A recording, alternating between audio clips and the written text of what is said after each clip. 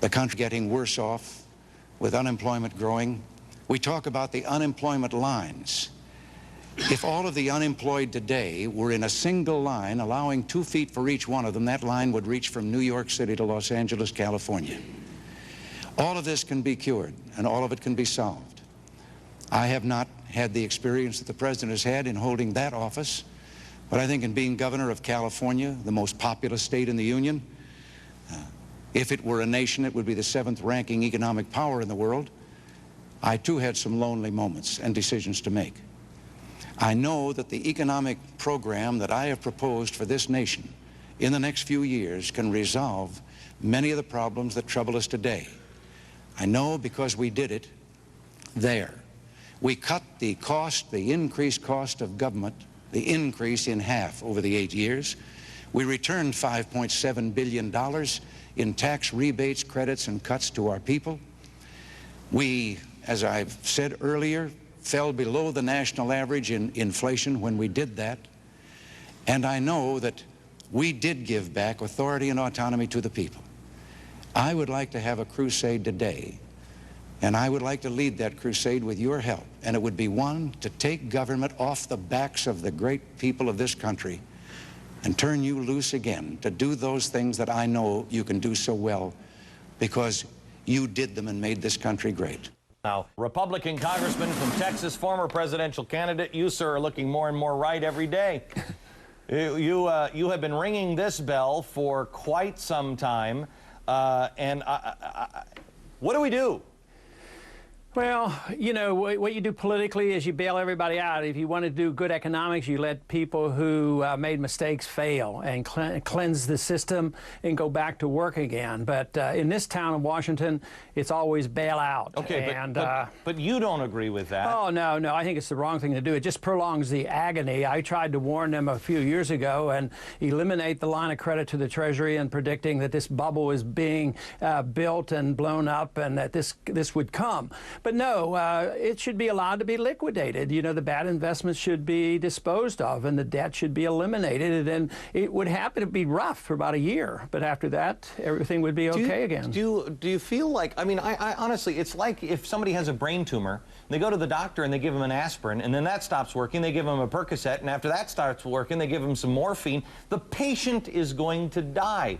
The more Band-Aids we put on this system, the worse it becomes in the long run, right or wrong? You're absolutely right, because the patient here is the dollar. And every time we bail out, whether it's the Fed creating new credit or the Congress appropriating more money, it's putting pressure on the dollar, and it's the weakness of the dollar that is the real crisis. So yes, it's temporary, what they're going to do, but ultimately the patient can die, and that is the dollar, and that is dangerous. Do you think we'll see that? Do you think there's a chance if we don't change our ways, we'll see that? It's so hard for me to, you know, accept the idea that we're that stupid. But then there are days. How long do we have? Let me ask you this, because I feel the same way. I believe in America, and I believe that Americans are smart, and I think Americans feel this in their gut. They know.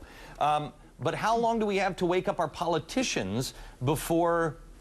It's just, I mean, how close are we, do we think? Well, the time is running out, and nobody can predict the exact time. Nobody knew exactly. See, I was worried about it 5, 6, 7 years ago, and it took a long time, and they said, oh, you were worrying about nothing. So right now I'm more worried than ever, but conceivably if we do the wrong things and there's an emergency crisis overseas and there's a foreign policy crisis, this could end quickly. I mean, the world could dump dollars, and that is something that we are not prepared for. How much do you think, and I hate to be a conspiracy guy, but I mean, I read enough history to know, you know, the turn of the century, and I don't trust the Fed, probably almost as much, if not as much as you don't trust the Fed. How much of this is a power grab by the Fed? Well, I think it is, and it's shared by the Congress. You know, Congress is going along with it, passing all new regulations and new appropriations. But yes, there are individuals who are both sincere in believing that they're supposed to manage the economy, and there's others who like to control natural resources in the financial industry, and they always bail out their friends. So there's a little bit of each. Let me ask you a question that maybe you wouldn't want to answer. Are you? Let me rephrase it. How do you How do you do it? You have been run through the mill. I don't agree with you on everything, but on finances I do agree on, and you've been right on finances, and America is just catching up to you. How do you do it? Do you ever get so frustrated where you're just like, I can't ring this bell anymore? You know, I never use the word frustration. I tell people I just have real low expectations, that all of my job is to try to point out the truth as I understand it, you know, according to our Constitution and according to sound economic policy. And I've been a student of Austrian economics, and I believe they're right, and I'm convinced they are, and I believe that you shouldn't have paper currencies. And I just argue from that case with the full conviction it's the right issue. But, you know, I don't worry about tomorrow, the next day, and whether people are going to believe. I'm, matter of fact, pretty pleased and surprised that in the last year or so that so many people have begun to listen. No, so I'm pleased about that. There's more and more, and you give it another couple of years, and it's going to be outrageous. Congressman Paul, thank you very much. Just imagine.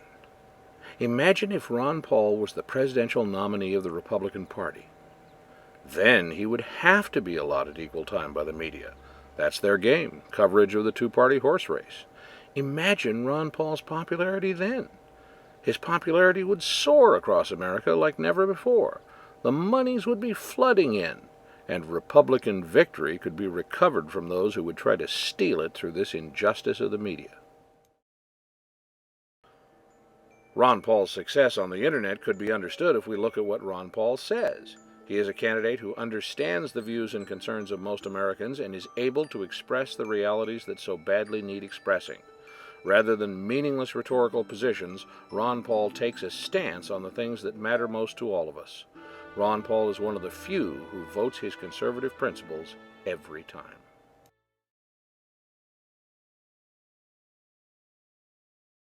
We can't all be Washington, but we can all be patriots. A patriot must always be ready to defend his country against his government. I am a patriot.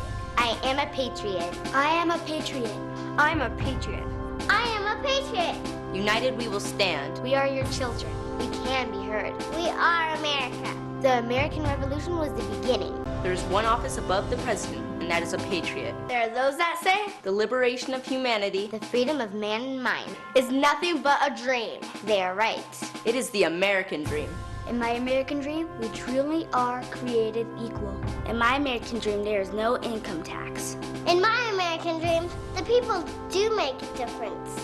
In my American dream, I'm not a slave. In my American dream, we follow the Constitution.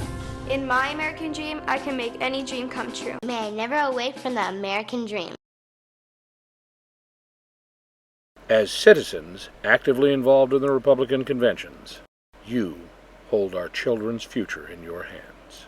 You write the pages of this nation's history for the generations to come, for its welfare and its citizens.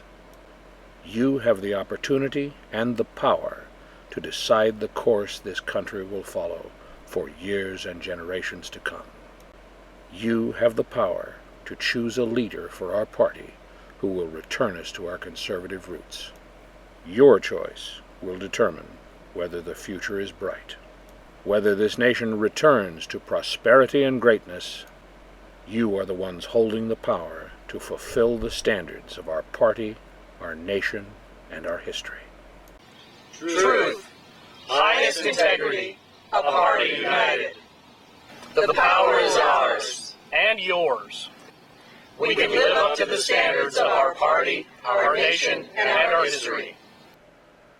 Human Events magazine has named Ron Paul the #1 tax cutter in all Congress.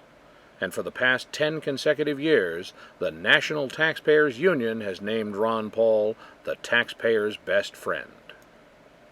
U.S. Senator John McCain has called Ron Paul the most honest man in Washington. He has been referred to as the gold standard of Republican conservatism and the champion of the Constitution.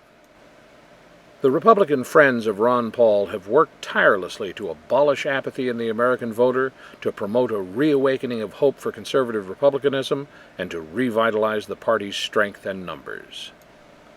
Let's acknowledge, commend, welcome, and encourage the supporters and friends of the Ron Paul movement for their dedicated efforts, participation, and activism in promoting and furthering the standing of our Republican Party.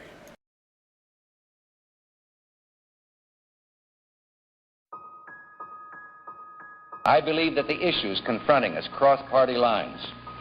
Well, I think it's time we ask ourselves if we still know the freedoms that were intended for us by the Founding Fathers. If we lose freedom here, there's no place to escape to. This is the last stand on earth. You and I are told